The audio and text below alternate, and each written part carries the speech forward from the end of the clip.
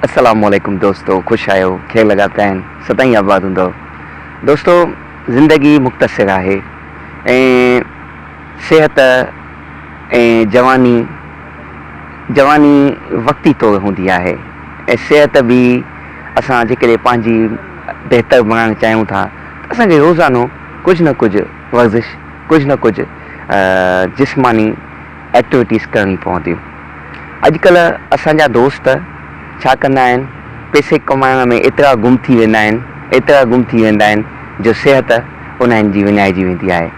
पोइ अहिड़ो वक़्तु ईंदो आहे, उहे छा कंदा आहिनि, पैसो विञाईंदा आहिनि त सिहत अचे, पर हक़ीक़त में उहो वक़्तु वापसि न ईंदो आहे, उहे ॾींहं वापसि न ईंदा आहिनि, उहा जवानी वापसि न ईंदी आहे, उहा असां में ताक़त वापसि न ईंदी आहे। दोस्तो, हर कमु पंहिंजे वक़्त ते कयो। असीं सुबुह जो सवेल अचूं था, एक्सरसाइज़ कयूं था।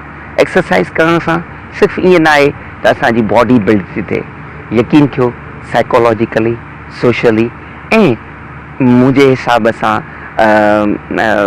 साइकोलॉजिकली जेकी असांजी डेवलपमेंट थिए थी ऐं फिज़िकली बि। साइकोलॉजी जेकी असांजी डेवलपमेंट थिए थी, असांखे हिकु सुठा दोस्त मिलनि था सुबुह जो ऐं असांजी ज़हनी तौर ते नशोनुमा सुठी थी थिए। असांजो डोपामाइन जेको केमिकल चवंदा आहिनि, जेको माइंड में हूंदो आहे, माइंड में डेवलप थींदो रहंदो आहे ऐं जेकॾहिं असांजो डोपामाइन पियो डेवलप थींदो रहंदो, यकीन कयो असां स्ट्रेस खां परे रहंदासीं ऐं जॾहिं असां स्ट्रेस खां परे रहंदासीं त असांजी ज़िंदगी ख़ुशगवार रहंदी। स्ट्रेस छा आहे तव्हांखे ख़बर हूंदी दोस्तो। स्ट्रेस हिकु ई सोचण जो नालो आहे ऐं उन सोच में बीमार थी विहण जो नालो आहे। असांजा घणा दोस्त नौजवान स्ट्रेस जा मरीज़ आहिनि, पर उन्हनि खे ख़बर कोन्हे। असां डिप्रेशन में हलिया विया आहियूं, असांखे ख़बर कोन्हे का। ऐं डिप्रेशन जो बहितरीनु इलाजु वर्ज़िश आहे, वॉक आहे ऐं बाग़ ते सिर्फ़ु 5 मिंट अचणु आहे। असां साइकोलॉजिकली त इहे असांजा फ़ाइदा थी विया। सोशली तव्हां हिते जॾहिं ईंदव त तव्हांखे हिकु सुठा दोस्त मिलंदा। सुबुह जो तव्हां उन्हनि सां कचहरी कंदव, चटा कंदव, तव्हांजे सुबुह जी शुरूआति हिकु अहिड़ी बहितरीनु थी वेंदी जो तव्हां सॼो ॾींहुं बहितर रहंदो। चवंदा न आहिनि त जेकॾहिं सुबुह शुरू बहितर थींदी त राति बि बहितर हूंदी। त दोस्तो, तव्हां सुबुह जो जेकॾहिं अचो था त तव्हां यकीन ॼाणियो त तव्हांखे हिते सुठा दोस्त मिलंदा, तव्हांजा वास्ता डेवलप थी वेंदा, तव्हां उन्हनि सां मिलंदव। ऐं मूंखे थोरो वक़्तु थियो आहे, मां हिते अलाए केतिरा पंहिंजा दोस्त ठाहे वियो आहियां।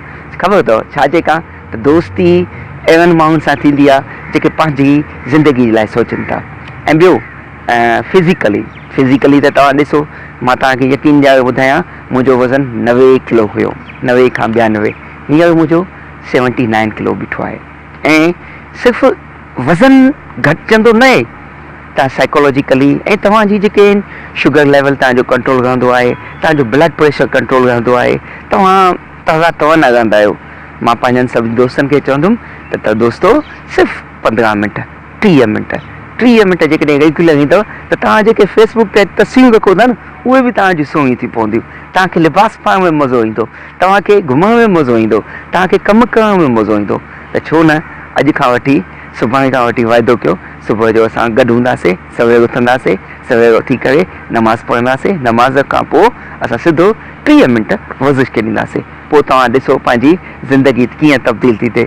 तव्हांखे गुस्सो ख़तमु थी वेंदो, तव्हां ख़ुशि रहंदव, तव्हांखे सुठा दोस्त मिलंदा। त अॼु जे लाइ दोस्तो इहो काफ़ी आहे ऐं मूंखे उमेदु आहे त सुभाणे मूंसां घणा दोस्त हिते गॾु हूंदा। अस्सलामु अलैकुम।